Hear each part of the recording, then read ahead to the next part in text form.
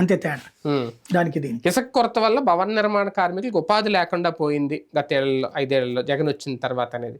ఇప్పుడు ఏంటి మళ్ళీ ఆ ఉపాధి దొరుకుతుందని వీళ్ళు చెప్పింది ఇసుక ఫ్రీగా ఇవ్వడం వల్ల.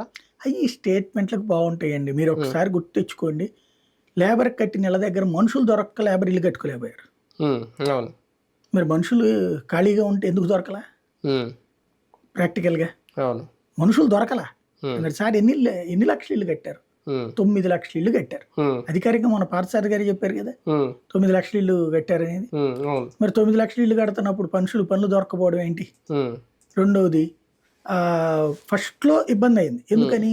ఇట్లాగ ఈ ప్రభుత్వం మారినాక పాలసీ తీసుకునేటటువంటి టైంలో రకరకాల ప్రయోగాలు చేశారు.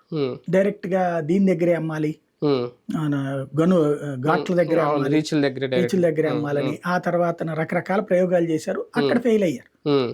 ఆ టైంలో ఒక 5-6 నెలలు టైం పట్టింది. అప్పుడు ఇది జరిగింది, ఈ చర్చ అంతా కూడా. అప్పుడు వాళ్ళు ఇసుక తవ్వుకుపోయారని ఈ రచ్చ అంతా నడిచింది అనమాట. ఆ టైంలోనే ఈ గొడవ అంతా కూడా.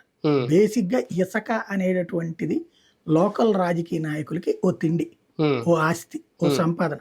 మన జేబులోంచి 10 పైసలు పెట్టుబడి లేకుండా బేవర్స్గా సంపాదించుకునే సంపాదన. ఇప్పుడు ఆ రీచ్ల దగ్గరే ఉంటది. ఇప్పుడు మళ్ళీ ఒక మనుషులు ఉంటారు. ఇప్పుడు 88 రూపాయల కలెక్షన్ దగ్గర